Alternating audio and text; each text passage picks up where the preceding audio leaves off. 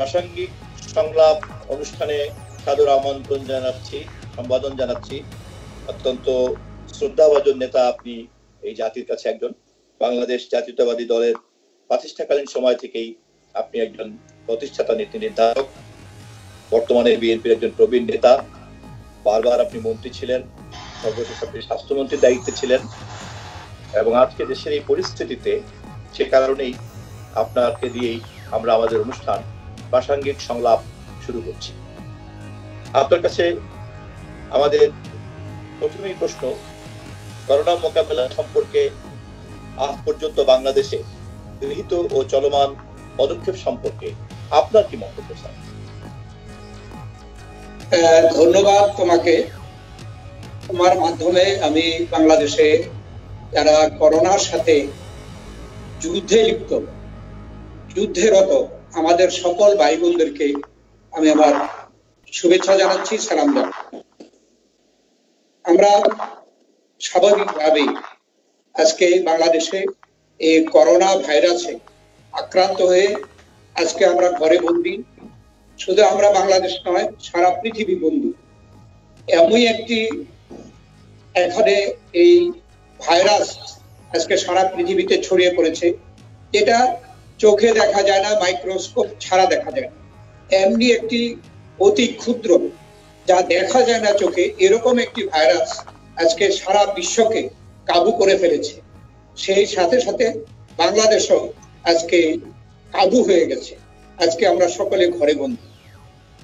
আসলে যখন এই করোনা ভাইরাস চীনের উহান প্রদেশে, উহান শহরে যে উৎপত্তি, সেখানে যখন শুরু হয় তখন কিন্তু এটা 2019 সালের ডিসেম্বরের শেষ দিকে, আর বাংলাদেশে আমরা সেটা 2000 সালের 7ই মার্চে আমরা প্রথম ঘোষণা পেয়েছি যে বাংলাদেশও এই করোনা ভাইরাসে আক্রান্ত।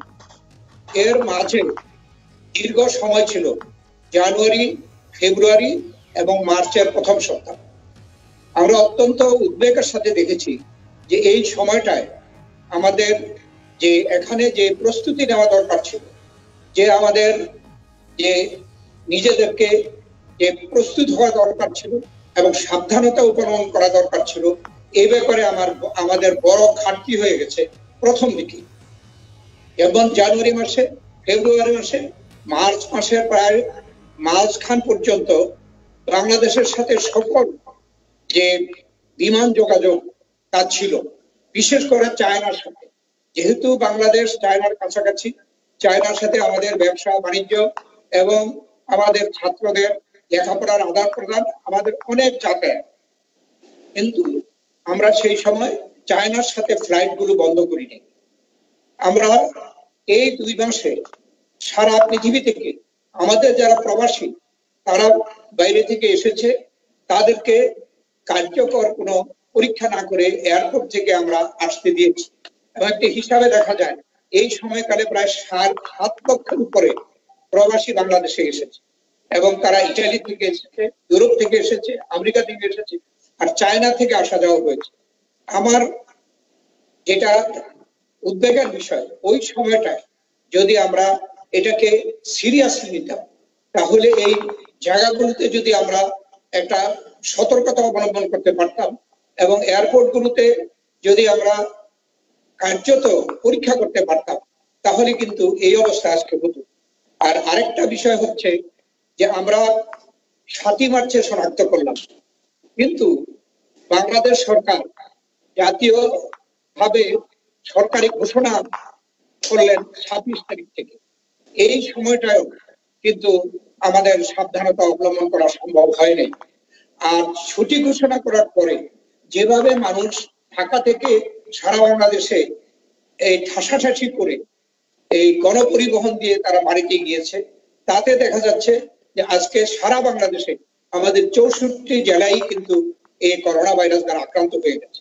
সেই সময়টা আমাদের সিদ্ধান্তে আমাদের আরো একটু হুঁশিয়ার হওয়া উচিত ছিল যে ছুটি দেওয়ার ব্যাপারে, যে ছুটি দেওয়ার পরে এই যে এখানে যারা কর্মকর্তা কর্মচারী তারা কি করবেন। তারপরে আরেকটি আমাদের ভুল হয়ে গেল যে মার্চ মাসে, এপ্রিল মাসে 3 তারিখে আবার যে গার্মেন্টস ফ্যাক্টরি গুলো আছে তারা নিজেরাই কিছু ফ্যাক্টরি খুলে দিল এবং তাদের শ্রমিকদেরকে বললো তারা যদি জয়েন না করে তাহলে তারা থাকবে না। আমরা দেখলাম যে 3 এপ্রিলে আবার হাজার হাজার লাখে লাখে এই শ্রমিক গার্মেন্টস শ্রমিক ঢাকায়, টঙ্গীতে, গাজীপুরে ফিরে এসেছে, সাভারে।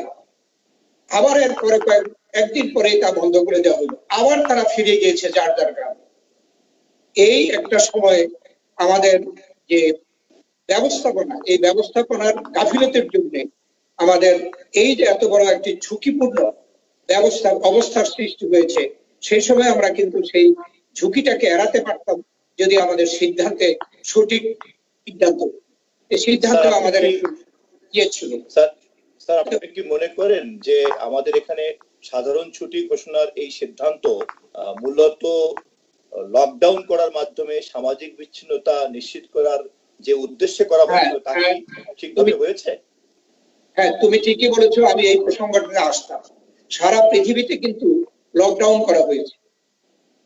আমাদের পার্শ্ববর্তী দেশ যে ভারতের প্রধানমন্ত্রী আমাদের দেশে যে সাধারণ ছুটি ঘোষণা করা হয় তার আগের রাত্রেই একবারে সারা ভারতকে লকডাউন করেছে। আসলে এই সাধারণ ছুটি আর লকডাউনের মধ্যে অনেক পার্থক্য। আবার আমরা দেখলাম যে কিছু কিছু এলাকাকে আবার সরকার বা স্থানীয় প্রশাসন ঘোষণা দিয়ে লকডাউন করেছে। সেই লকডাউনটা কার্যকর হয়নি। একটি শহরে মিরপুরকে লকডাউন করে সারা শহর লকডাউন না থাকলে সেটা কার্যকর হয় না।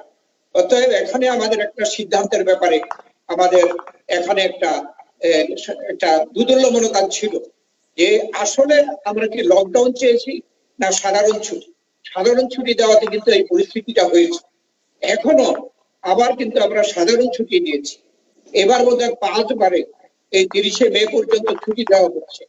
কিন্তু এর জন্য হচ্ছে কি যার যার যে ব্যক্তিগতভাবে যারা চাকরি বাকরি করেন, যারা এই ইন্ডাস্ট্রি পরিচালনা করেন, যারা দোকান পরিচালনা করেন, ব্যবসা করেন, তারা কিন্তু কোনো পরিকল্পনা সার্বিকভাবে নিতে পারেনি। সেই জন্য আমাদের এই প্রস্তুতিতে আমাদের ব্যাপক ঘাটতি হয়েছে। আজকে যে বর্তমানে শর্ত সাপেক্ষে মিল কারখানাগুলো খুলে দেওয়া হয়েছে, এখানে আমরা দেখতে পাচ্ছি যে সেই মিল কারখানাগুলোতে শর্ত পালিত হচ্ছে না। স্বাস্থ্য যে শর্ত, সেই শর্তগুলো পালিত হচ্ছে না। সামাজিক দূরত্ব বজায় রাখা সম্ভব হচ্ছে না। আসলে হবে না। এখন দেখা যাচ্ছে যে আস্তে আস্তে শিথিল করছে, দোকানপাট খুলে দেওয়ার কথা চিন্তা করছে। যেখানে দোকানপাট খুলে দিচ্ছে দেখা যাচ্ছে মানুষ সামাজিক দূরত্বটা রাখছে না, হুমড়ি খেয়ে পড়ছে। আবার অনেক জায়গায় কিন্তু স্থানীয় প্রশাসন দোকানপাট বন্ধ করে দিচ্ছে। ইভেন কি যারা বড় বড় মহলগুলো তারাও বন্ধ রেখেছে। আমি মনে করি সেটা সঠিক। একটা প্রশ্ন আছে যে জীবন এবং জীবিকা, এই করোনা ভাইরাস কিন্তু জীবন এবং জীবিকাকে 2 ভাগ করে ফেলছে। এখানে জীবন জীবিকাকে আমরা যদি একসাথে চিন্তা করি তাহলে আমাদের ভুল হয়ে গেছে। প্রথম আমাদের জীবন না জীবিকা। সারা পৃথিবী কিন্তু জীবন বাঁচানোর জন্য প্রথম পদক্ষেপ নিয়েছে লকডাউন, কিন্তু আমরা সেটা নিতে পারিনি। এখনো কিন্তু আমরা জীবিকার জন্য আমরা আজকে ইন্ডাস্ট্রিগুলো খুলে দিয়েছি। আমরা যে ঝুঁকি, যে ঝুঁকি কিন্তু আরো বৃদ্ধি হচ্ছে। এটাই হচ্ছে বর্তমানে এই বিষয়টায় আমার উদ্বেগ এবং আমরা অত্যন্ত উদ্বিগ্ন যে যেভাবে এই রাজ্যের সংখ্যা যেভাবে হচ্ছে তাতে অবশ্যই আমরা উদ্বিগ্ন। ধন্যবাদ স্যার। স্যার, আমি আপনার কথা এটা স্পষ্ট হলো যে এই রোগের মোকাবিলার জন্য বিশ্ব স্বাস্থ্য সংস্থা থেকে শুরু করে সব মহলেই সামাজিক বিচ্ছিন্নতাকে যখন লক্ষ্য হিসেবে নির্ধারণ করেছে, তখন আমাদের এখানকার গৃহীত পদক্ষেপ সামাজিক বিচ্ছিন্নতাকে নিশ্চিত না করে সাধারণ ছুটির মাধ্যমে বরঞ্চ সামাজিক সংযোগ বেড়ে গিয়েছে।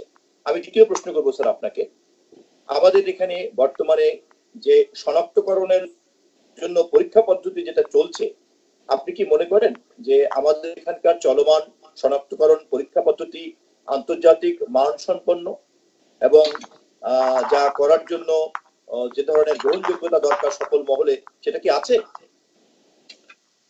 ধন্যবাদ। এই ব্যাপারে আসলে আমরা সারা পৃথিবীর থেকে পিছিয়ে আছি। বিশ্ব স্বাস্থ্য সংস্থা রিপোর্টেও বলেছে যে বাংলাদেশ এই পরীক্ষা করার ব্যাপারে এবং প্রাথমিক যে এই ভাইরাসকে প্রতিহত করার জন্য, প্রতিরোধ করার জন্য যে ব্যবস্থাগুলো নেওয়া দরকার ছিল, বাংলাদেশ সেই ব্যবস্থাগুলোর ব্যাপারে অনেক পিছিয়ে আছে। আমি উদাহরণ দিয়ে বলতে চাই যে সময় আমাদের এই স্বাস্থ্য অধিদপ্তর রিপোর্ট করল যে বাংলাদেশে করোনা ভাইরাস আছে, তখন দেখা গেল যে একটি মাত্র প্রতিষ্ঠান আইইডিসিআর, একটি প্রতিষ্ঠানে পরীক্ষা করা হলো, এবং যে প্রথম দিকে এই পরীক্ষার ব্যাপারে অবহেলা করা হয়েছে। আইডিএসআর প্রথম দিকে 20টা-25টা করে দিনে পরীক্ষা করেছে। তাতে দেখা গেছে যে একটি পত্রিকায় এসেছে যে তারা যে পরিমাণ করা উচিত ছিল সেই পরিমাণ করতে পারে নাই। 55 দিনে, প্রথম থেকে 55 দিন পর্যন্ত, এই 55 দিনে মাত্র 1076 জনকে পরীক্ষা করা হয়েছে। এটা যে খুবই অপ্রতুল, এবং সে সময় বিশ্ব স্বাস্থ্য সংস্থা আমাদের বারবার হুঁশিয়ার করেছে, বলেছে পরীক্ষা পরীক্ষা পরীক্ষা, কিন্তু আমরা সেভাবে রেসপন্ড করতে পারিনি। এটা ছিল আমাদের সবচেয়ে ব্যর্থতা প্রথম দিকে। তারপরে এখন পরীক্ষা চলছে, বর্তমানে 11টি সেন্টারে পরীক্ষা চলছে। আমি গতকাল স্বাস্থ্য অধিদপ্তরের একটি বুলেটিন থেকে জেনেছি এই 41টি কেন্দ্রে আমরা 12,000 রোগীকে পরীক্ষা করতে পারি, কিন্তু দেখা যাচ্ছে যে আমাদের যে এই সক্ষমতা সেটাকে পূর্ণ ব্যবহার করা হচ্ছে না। আজকেও আমরা রিপোর্টে দেখলাম গত 24 ঘন্টায় যে পরীক্ষা করা হয়েছে 8,532 জন, কিন্তু আমাদের কিন্তু এখনো এই 41টি কেন্দ্রে 12,000 পরীক্ষা করার আমাদের সক্ষমতা আছে। আর যে পরীক্ষায় যে আমাদের দেখা গেছে যে এখন আজকের যে তথ্যটি, সেটিতে দেখা যায় যে আমাদের আক্রান্তের সংখ্যা 18,000 উপরে, এবং মৃত্যু হয়েছে 298। 20,000 প্লাস সর্বশেষ 20,000, আজকে 20,000, কতগুলো 20,065 জন। সর্বশেষ যে রিপোর্ট, তাতে যে গত 24 ঘন্টা যোগ করে মোট আক্রান্তের সংখ্যা 20,065 জন, আর মৃত্যু সংখ্যা 298। এই মৃত্যু সংখ্যার ব্যাপারেও কিন্তু, এবং এই আক্রান্তের সংখ্যার ব্যাপারে যে ফিগারটা দেওয়া হচ্ছে, এটা কিন্তু ফিগারটা জাতীয় ফিগার নয় আসলে। যেমন আক্রান্তের ফিগারটা দেওয়া হচ্ছে যাদেরকে পরীক্ষা করা হচ্ছে তাদের মধ্যে যারা আক্রান্ত, কিন্তু যাদের পরীক্ষা করা হচ্ছে না তারা কিন্তু ঘুরে বেড়াচ্ছে, তারাই আমাদের সবচেয়ে ঝুঁকিপূর্ণ যে গ্রুপ। আর মৃত্যু সংখ্যা নিয়ে একটা প্রশ্ন আছে যে আমরা প্রত্যেকদিন পেপারে দেখছি যে জ্বর, সর্দি, কাশি, এই উপসর্গ নিয়ে লোক মারা যাচ্ছে। গত করলো ঢাকা বিশ্ববিদ্যালয়ের একটি প্রতিষ্ঠান, যে centre for genocide studies Dhaka বিশ্ববিদ্যালয়ে আছে, তারা গত করলো একটি রিপোর্ট দিয়েছে যে উপসর্গ নিয়ে মারা গেছে 932 জন। অতএব আমরা দেখছি যে 298 জন মারা গেছে স্বাস্থ্য অধিদপ্তরের রিপোর্ট অনুযায়ী, আর উপসর্গ নিয়ে মারা গেছে 932, সেটা ঢাকা বিশ্ববিদ্যালয়ের যে সেন্টার ফর জেনোসাইড স্টাডিজ গতগুলো সেটা প্রকাশ করেছে। এখানে একটি বড় প্রশ্ন রয়ে গেছে যে যারা মারা যাচ্ছে উপসর্গ নিয়ে, তারা কয়জন আসলে করোনা আক্রান্ত হয়ে মারা গিয়েছে, কয়জন অন্য কারণে মারা গেছে, এইটা আসলে এখনো জনগণের মধ্যে প্রশ্ন। আজকে এই প্রশ্ন রাখার পরেও আমরা যেটা বলতে চাই যে আমাদের যে টেস্ট করা, এই টেস্ট করায় যে আমরা সারা পৃথিবীতে পিছিয়ে আছি, এমনকি এশিয়ার যে দেশগুলো আছে তাতেও আমরা অনেক পিছিয়ে আছি। আমি একটা স্ট্যাটিস্টিক দিতে চাই যে ওয়ার্ল্ডোমিটার একটি প্রতিষ্ঠান, তারা পরিসংখ্যান প্রকাশ করেছে এশিয়ার কয়েকটি দেশের মধ্যে। তার মানে বাংলাদেশে এ পর্যন্ত যে আমরা গতকাল পর্যন্ত যে পরীক্ষা করেছি, 10 লক্ষ লোকের মধ্যে মাত্র 923 জনকে পরীক্ষা করেছি। আর একইভাবে যদি আমরা অন্য দেশে দেখি, যদি আমরা দেখি শ্রীলঙ্কা করেছে 10 লক্ষ লোকের মধ্যে 1,851 জনকে। ভুটানের মতো দেশ 10 লক্ষ লোকের মধ্যে 16,760 জনকে পরীক্ষা করেছে। পাকিস্তান, তারাও কিন্তু এই 10 লাখের মধ্যে 1497 জনকে পরীক্ষা করতে, নেপালে 10 লাখ লোকের মধ্যে 2803 জনকে পরীক্ষা করতে, আর আমরা 10 লাখে মাত্র 923 জনকে পরীক্ষা করছি। অতএব পরীক্ষার ব্যাপারে আমরা যে পিছিয়ে আছি এবং পরীক্ষা যে অপ্রতুল এখনো কিন্তু এটা বিদ্যমান। তাই আমার সাজেশন হচ্ছে যে প্রথম থেকে আমরা পরীক্ষা অবহেলা করেছি, কিন্তু এখনো আমরা পর্যাপ্ত কিট আমাদের আমদানি হয় নাই। আমরা যে যে পিসিআর নির্ভর যে চিকিৎসা করছি, এটা আমরা মনে হয় যে পৃথিবী অন্যান্য যে অ্যান্টিবডি অ্যান্টিজেন পদ্ধতিতে যে পরীক্ষা করে সেই পরীক্ষা আমরা শুরু করা দরকার, কিন্তু এ ব্যাপারে সরকার কোনো পদক্ষেপ নিচ্ছে না এবং পর্যাপ্ত পরিমাণে কিটও সরবরাহ করা যাচ্ছে না। ওরা সরবরাহ করেনি বলে আমরা জানতেছি, এর জন্য পরীক্ষা বৃদ্ধি করা সম্ভব হচ্ছে না। আমরা শুনেছিলাম যে জনস্বাস্থ্য কেন্দ্র কুইক একটা টেস্ট করার জন্য তারা পদ্ধতি বের করেছে, সেটা পরীক্ষা করার জন্য জনস্বাস্থ্য কেন্দ্র বহুদিন যাবত চেষ্টা করছে, এখনো গড়ে করছে।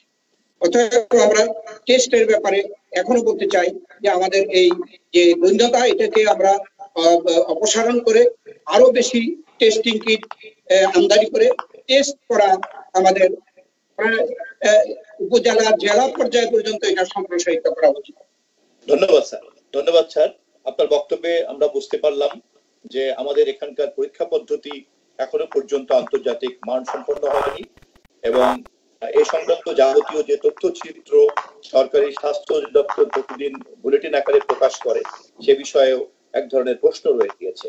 আমি এর রেশ ধরেই আপনাকে প্রশ্ন করতে চাই, আপনি এক সময় স্বাস্থ্যমন্ত্রী ছিলেন, আপনি করোনা ভাইরাস শুরুর পর থেকেই বিভিন্ন জাতীয় দৈনিকে আপনি এই বিষয়ে আপনার গবেষণাধর্মী লেখালেখি প্রকাশিত হয়েছে।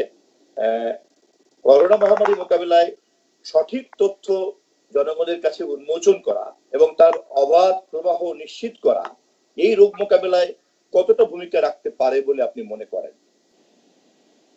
ধন্যবাদ। এই ব্যাপারটা অত্যন্ত প্রাসঙ্গিক। আমি 5 বছর স্বাস্থ্য মন্ত্রণালয়ে চালিয়েছি। আমি দেখেছি যে আমাদের সময়ে কিছু কিছু যে এই ধরনের সংক্রমণ রোগ হয়েছে, যেমন এইডস, এটা চলছে সারা পৃথিবীতে। তারপরে আরেকবার আমরা ডেঙ্গু চলছে, ডেঙ্গু আমার সময়ও ছিল। আমরা নিপা ভাইরাস, সার্স ভাইরাস আমরা অতিক্রম করেছি ওই 5 বছর। আমরা যেটা গুরুত্ব দিতাম যে যাই ঘটুক না কেন তথ্যটা যেন সঠিকভাবে প্রকাশ করা হয়। তথ্যটা সঠিকভাবে প্রকাশ করা না গেলে আমাদের যে স্বাস্থ্যকর্মীরা, আমাদের যে চিকিৎসকরা, আমাদের যে প্রতিষ্ঠানগুলো, এমনকি তার সাথে সংশ্লিষ্ট প্রতিষ্ঠানগুলো, তারা কিন্তু প্রস্তুতি গ্রহণ করতে পারে না। তাই আমরা কিন্তু তথ্যটা প্রথম থেকেই আমরা সঠিকভাবে প্রকাশ করিনি। আমি আমার মনে হয়েছে যে আমরা প্রথম থেকে রোগকে নিয়ন্ত্রণ করার জন্য আমরা এই তথ্যগুলোকে সঠিকভাবে প্রকাশ করি নাই, রোগী নিয়ন্ত্রণ করার জন্য আমরা এই তথ্যটাকে দিয়েছি যে রোগীর সংখ্যা নিয়ন্ত্রণ করা, আসলে রোগকে নিয়ন্ত্রণ করা নয়। এটা আমাদের অত্যন্ত আমাদের বিপরীতমুখী একটা নীতি ছিল। আমাদের প্রথম থেকে হওয়া উচিত ছিল যে রোগের সম্পর্কে খোলামেলা ভাবে সবাইকে এটা জানানো, যদি সংক্রমিত বেশি হয়, যদি মৃত্যু হবে, কিন্তু যদি প্রকৃত তথ্যটা সবাই জানে তাহলে ব্যক্তি থেকে শুরু করে প্রতিষ্ঠানগুলো কিন্তু প্রস্তুতি নিতে পারে, তারা সাবধান হতে পারে।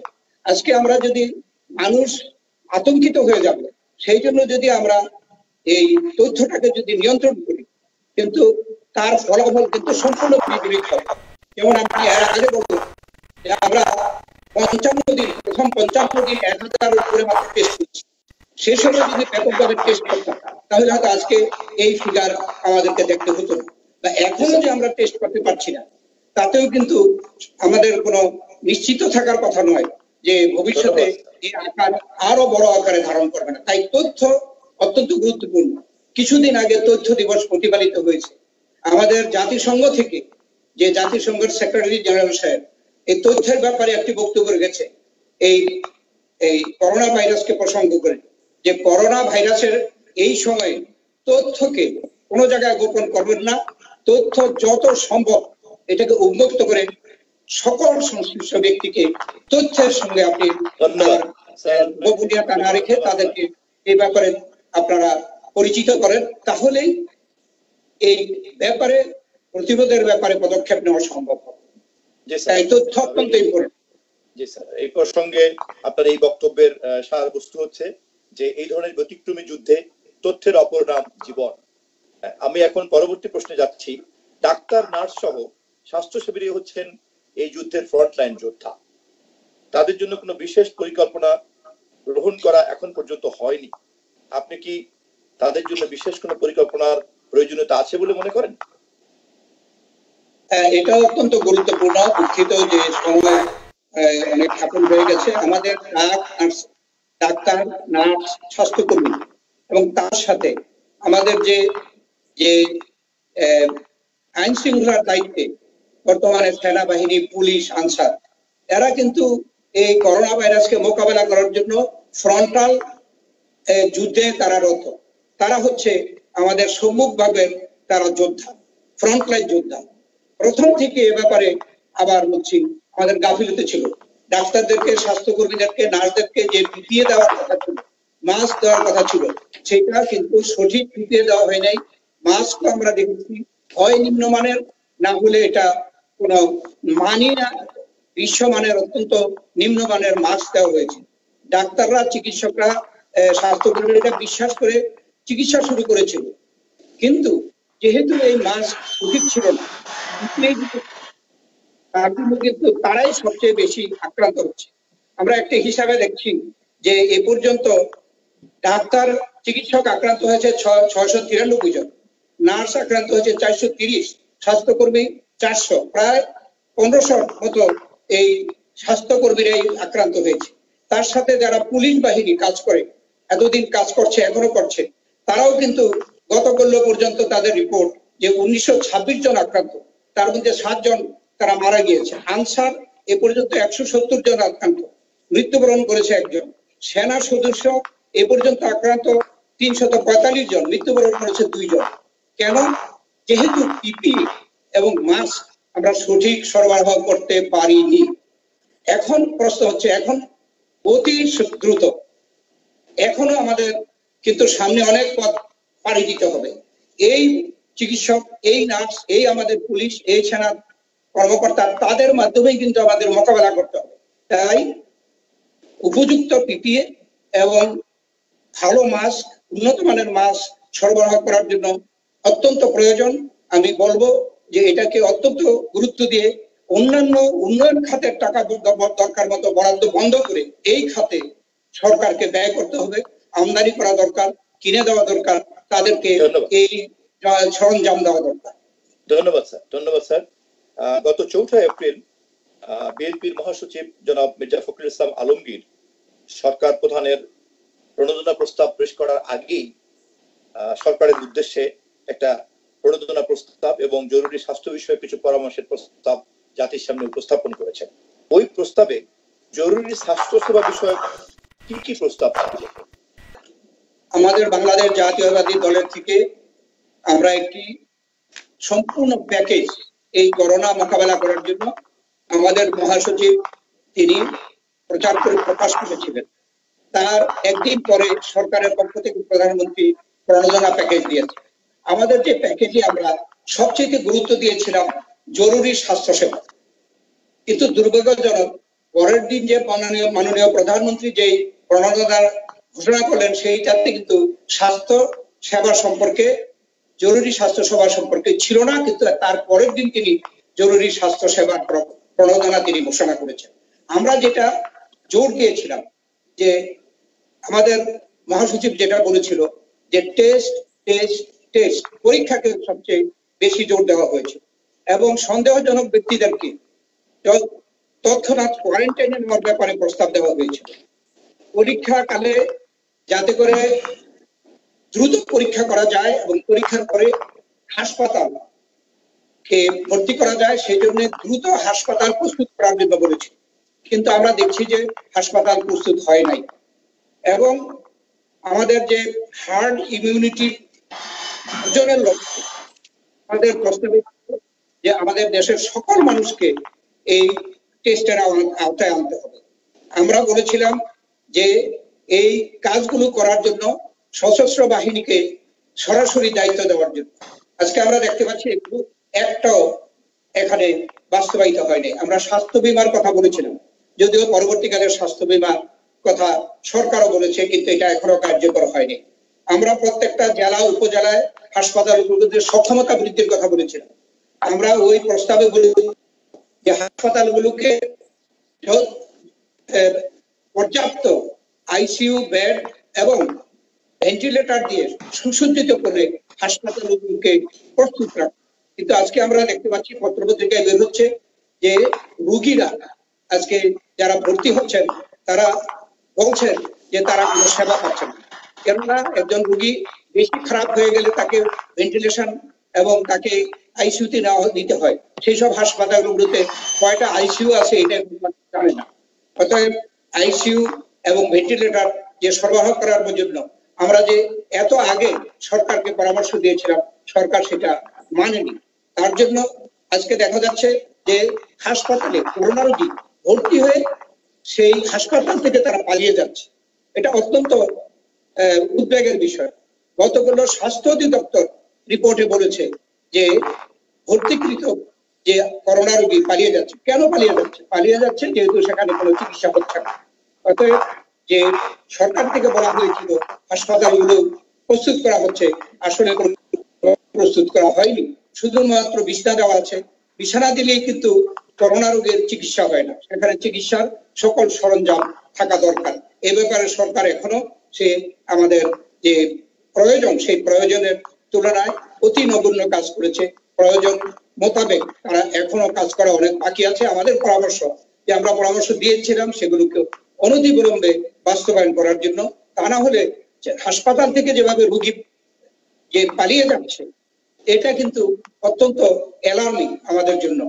এইটা যদি রোধ করতে হয় এখানে পাহারা দিয়ে রোধ করা যাবে না, সেখানে চিকিৎসা দেওয়া এই রোগীদেরকে সেখানে রাখতে হবে। সেই চিকিৎসার ব্যবস্থা এখনো আমাদের উন্নত করা সম্ভব হয়নি।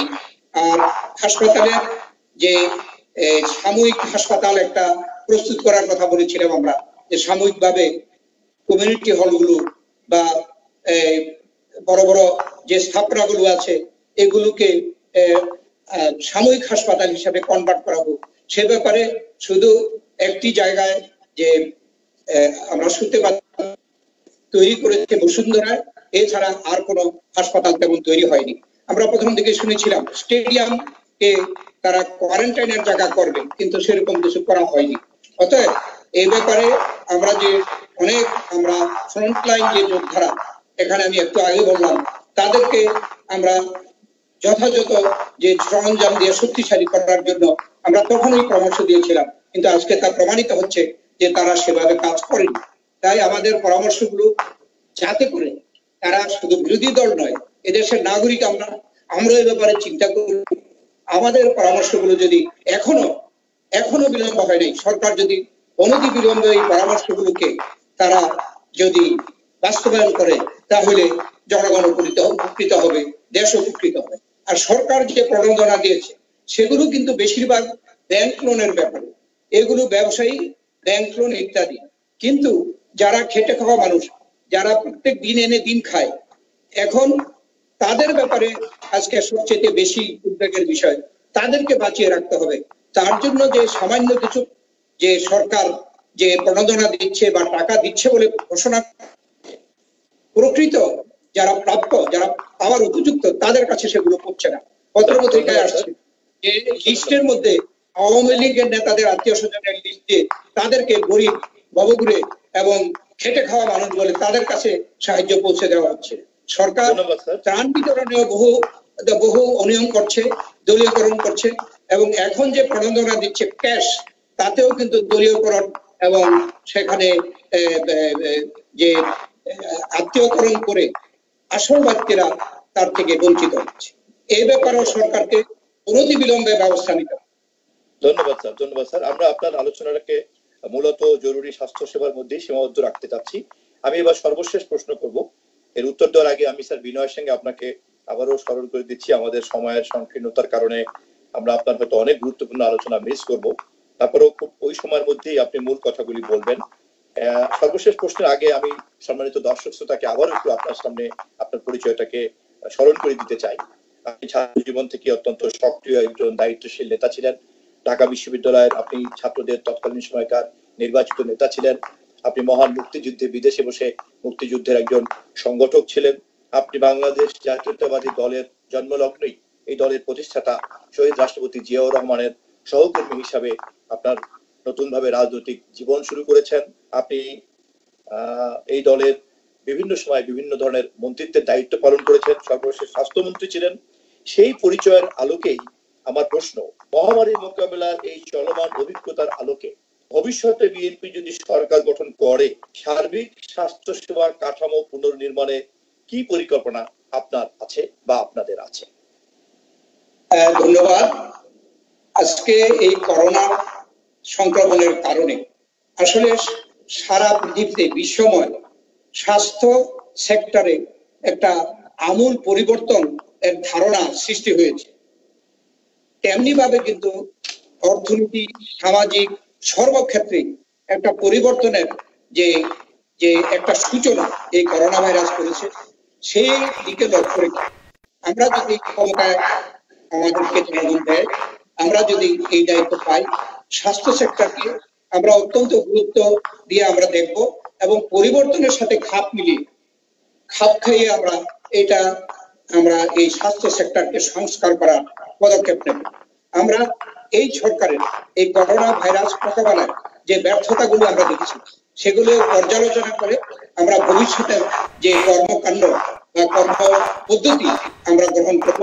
করোনা নয়, যেখানে বিশ্ব স্বাস্থ্য সংস্থা বলছে করোনা এটা চলে যাবে না, আবার ফিরে ফিরে আসতে পারে, তাই করোনাকে মাথায় রেখে অন্যান্য সংক্রমণ রোগকে মাথায় রেখে আমরা এই স্বাস্থ্য যে মন্ত্রণালয়ের কর্মকাণ্ডকে ঢেলে সাজাতে হবে, সংস্কার করতে হবে। আমরা স্বাস্থ্য সেবাকে বিশ্ব স্বাস্থ্য যে সেবার যে মান তার সাথে সমন্বয় করে আমাদের কাছাকাছি হলেও আমাদের দেশের স্বাস্থ্য ব্যবস্থাকে ঢেলে সাজাতে হবে, বাস্তবমুখী করতে হবে। এটা আমাদের চিন্তা যে বাস্তবমুখী করার জন্য আমাদের যা প্রয়োজন সেই প্রয়োজনীয় কর্মসূচি গ্রহণ করব। যেমন যে চিকিৎসকদের ট্রেনিং, যারা চিকিৎসা শাস্ত্রে লেখাপড়া করছেন তাদের নতুন করে যে বিষয়বস্তু এবং সময়ের সাথে তাল মিলিয়ে জ্ঞান অর্জনের যে প্রক্রিয়াগুলো সেগুলো আমাদের আমূল কাঠামো পরিবর্তন করতে হবে। আমরা পরিবর্তন করব যদি আল্লাহ আমাদের সুযোগ দেয়। আমরা যে ইতিপূর্বে এই ধরনের মহামারীর আগেই আমাদের বিএনপি থেকে ভিশন 2030 গঠিত হয়েছিল। আমাদের নেত্রী দেশনেত্রী বেগম খালেদা জিয়া ঘোষণা করেছিলেন যে স্বাস্থ্য খাতে জিডিপি শতকরা 5% বরাদ্দ আমরা দেব। কিন্তু এখন আমি বলতে চাই এই যে করোনার পরিস্থিতির কারণে আমরা যদি সুযোগ দেয় আমাদেরকে স্বাস্থ্য খাতে জিডিপি এই 5% আরো বেশি বরাদ্দ এই স্বাস্থ্য খাতে আমরা দেব এবং স্বাস্থ্য খাতকে আমরা যে একটি শক্তিশালী, স্বনির্ভর এবং বিশ্বমানের স্বাস্থ্য সেবা যাতে করে দিতে পারে গ্রাম পর্যন্ত সেই ব্যবস্থা আমরা করব। এবং উপজেলা, জেলা পর্যায়ে আমরা যে স্বাস্থ্য সেবা বর্তমানে যে অবকাঠামো এবং সুযোগ আছে তাকে আরো বৃদ্ধি করে সেখানেও উপজেলা এবং জেলা পর্যায়ে সকল ধরনের চিকিৎসা এবং এই ধরনের সংক্রমণ রোগকে প্রতিরোধ করার, মোকাবেলা করার মতো সক্ষমতা দিয়ে আমরা জেলা, উপজেলা পর্যায় পর্যন্ত স্বাস্থ্য কেন্দ্রগুলোকে আমরা শক্তিশালী করি। ধন্যবাদ। আপনাকে ধন্যবাদ স্যার। আপনি প্রাসঙ্গিক সংলাপ অনুষ্ঠানের আপনি আমাদের প্রথম আলোচক, প্রথম অতিথি এবং আপনার মাধ্যমে আমাদের এই প্রাসঙ্গিক সংলাপের সম্মানিত দর্শক শ্রোতারা নিয়মিতভাবেই এই অনুষ্ঠানের দর্শক শ্রোতার পর্বটি শুরু হলো। আমরা এই মুহূর্তে আমি আপনাকে শ্রদ্ধা জানিয়ে বিদায় নেওয়ার পরপরই বিদায়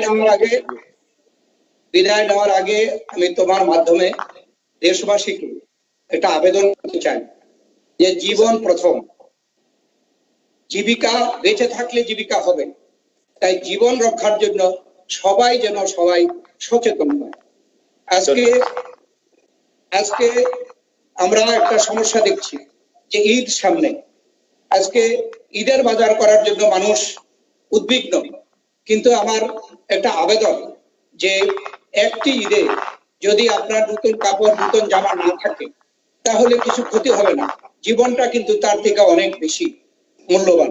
তাই জীবন রক্ষা করার জন্য আজকে শিথিল করলেও এই যে যে কর্ম যে যে ছুটি বা অন্যান্য কর্মকাণ্ড শিথিল করেছে, দোকানপাট খুলেছিল, অনেক জায়গায় কিন্তু দোকানপাট বন্ধ করতে হচ্ছে, কারণ সামাজিক দূরত্ব বজায় রাখা সম্ভব হচ্ছে না।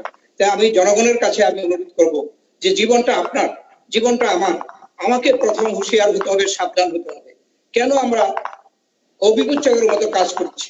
সারা পৃথিবী আমাদের এই দৃশ্য দেখে আমাদেরকে কিন্তু ধিক্কার দিচ্ছে, তাই আমরা যেন হুঁশিয়ার হয়ে যাই। আমি আর বাড়াতে চাই না, আমি শুধু তোমার মাধ্যমে আমার সকল দেশবাসীকে আমরা বলতে চাই যে আপনারা সুস্থ থাকুন, ভালো থাকুন। আমরা দোয়া করি, সকলেই সকলের জন্য দোয়া করি, আল্লাহ যেন আমাদেরকে সকলকে আমাদের যেন হেফাজত করেন। আপনারা সুখে থাকুন, ভালো থাকুন, সুস্থ থাকুন। আল্লাহ হাফেজ। ধন্যবাদ স্যার, ধন্যবাদ স্যার। সম্মানিত দর্শক শ্রোতা, প্রাসঙ্গিক সংলাপ অনুষ্ঠানে আমাদের আজকের অতিথি ছিলেন বাংলাদেশ জাতীয়তাবাদী দলের জাতীয় স্থায়ী কমিটির প্রবীণ সদস্য, আমাদের নেতা জনাব ডক্টর খন্দকার মোশাররফ হোসেন। আমরা ধারাবাহিকভাবে এই অনুষ্ঠান চালু করব এবং অব্যাহত থাকবে। আজকে আমরা জরুরি স্বাস্থ্যসেবা সংক্রান্ত বিষয়ে সাবেক স্বাস্থ্যমন্ত্রী হিসাবে, নেতা হিসাবে, জাতীয় নেতা হিসাবে জনাব খন্দকার মোশাররফ হোসেন সাহেবের বক্তব্য শুনলাম। এরপরেই আমরা দেশের চলমান গার্মেন্টস শ্রমিক, তারপরে রেমিটেন্সের সমস্যা, শ্রম এবং শিল্প উৎপাদনের সমস্যা, এই বিষয়গুলি নিয়ে আমরা পরবর্তী অনুষ্ঠানের আয়োজন সাজাবো, যেখানে আমাদের আরেকজন জাতীয় স্থায়ী কমিটির সদস্য প্রবীণ শ্রমিক নেতা জনাব নজরুল ইসলাম খান অতিথি হিসেবে উপস্থিত থাকবেন। আশা করি আপনারা সকলে নিয়মিতভাবে প্রাসঙ্গিক সংলাপের সঙ্গে যুক্ত থাকবেন। এই আহ্বান জানিয়ে দেশবাসীকে দূরত্ব বজায় রেখে যার যার স্বাস্থ্যের দিকে খেয়াল রাখার জন্য আহ্বান জানিয়ে, আবেদন জানিয়ে আজকের অনুষ্ঠান এখানেই শেষ করছি। খোদা হাফেজ। বাংলাদেশ জিন্দাবাদ।